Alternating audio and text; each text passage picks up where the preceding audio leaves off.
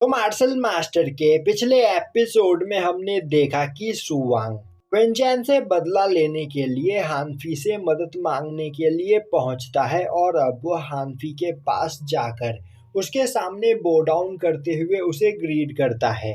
अब सुवांग को देखते ही हानफी उसे वेलकम करते हुए उसे खड़ा होने के लिए बोलता है। अब सुवांग खड़ा होते हुए हानफी के साथ बैठे हुए लोगों को देखने लगता है। तभी उसकी नज़र वहां पर बैठे हुए एक पर्सन पर पड़ती है और अब वह पर्सन अपनी स्पिरिचुअल आई की पावर का यूज करते हुए सुवांग को एक इल्यूजन में फंसा देता है। यह देखते ही हानफी चिल्लाते हुए सुवांग को होश में लेकर आता है और अब वह उससे बोलता है कि मेरे दोस्त, मुझे बताओ आखिर तुम यहाँ पर क्या करने के लिए आए हो? क्या तुम किसी प्रॉब्लम में फंसे हुए हो और क्या तुम्हें मेरी कोई मदद चाहिए?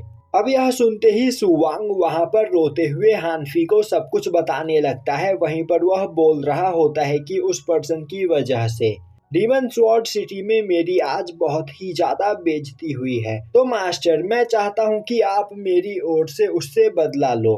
तभी वहां पर बैठा हुआ पर्सन सुवांग को देखते हुए बोलता है, मैं तुम्हें देखकर यह बता सकता हूँ कि तुम अभी मार्शल किंग रैलम के पीक पर मौजूद हो, पर तुम बोल रहे हो कि उस पर्सन ने तुम्हें बस अपने एक ही अटैक में हरा दिया। तो क्या सच में वह पर्सन इतना ज्यादा पावरफुल है? तभी हानफी बोलता है, ब्रदर क्विंजेंग, आपको उस पर्सन के बारे में सोचकर परेशान होने की कोई जरूरत नहीं। मैं जानता हूँ कि आप अगर चाहो तो उस पर्सन को पलक झपकते ही जान से मार सकते हो। अब उस पर्सन से हानफी को इस तरह बात करते हुए देखकर आसपास बैठे हुए सभी लोग हानफी से पूछते हैं कि ब्रदर हानफी, आपने हमें इस पर्सन से इंट्रोड्यूस नहीं करवाया, आखिर यह पर्सन है कौन?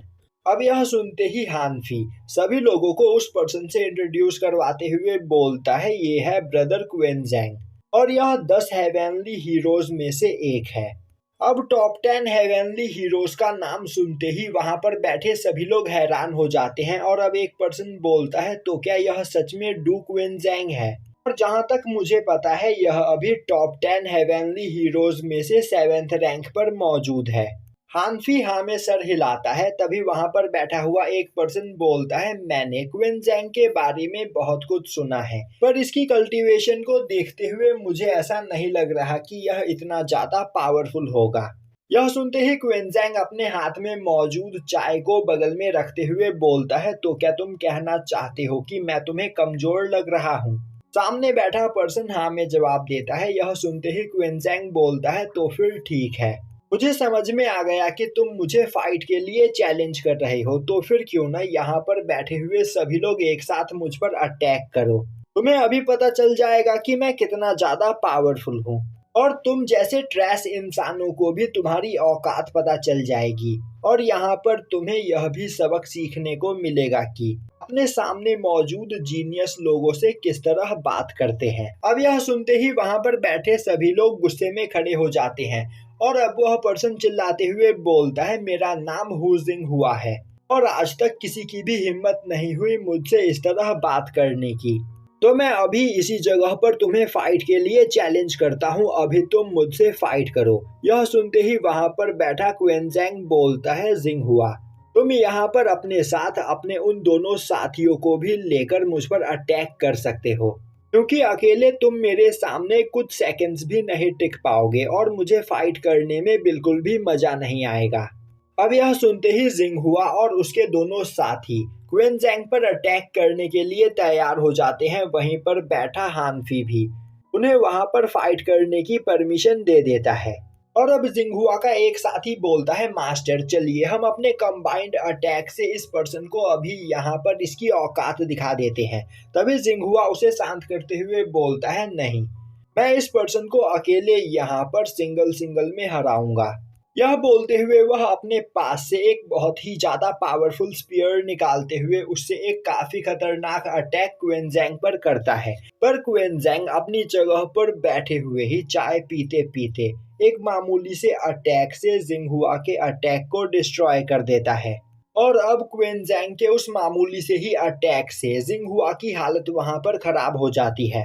और अब क्वेंजेंग अपनी जगह से खड़ा होते हुए जिंगहुआ के पास जाकर बोलता है, मैंने तुमसे पहले ही कहा था कि तुम मेरे सामने एक सेकंड भी नहीं टिक पाओगे। तभी जिंगहुआ के दोनों साथी एक साथ मिलकर क्वेंजेंग पर अटैक करते हैं, पर क्वेंजेंग अपनी सुपर स्पीड का यूज करते हुए काफी तेजी से उन दोनों के चारों ओर घूमने लगता है और उनसे मजे लेते हुए पहले एक मामूली सा अटैक करके उस लड़के को हरा देता है, जिसके बाद वह उस लड़की की ओर आगे बढ़ता है और वह उसके पास जाते हुए बोलता है, तुम बहुत ही ज्यादा खूबसूरत हो, इसी वजह से मैं तुम्हें हर्ट करना नहीं चाहता हूँ।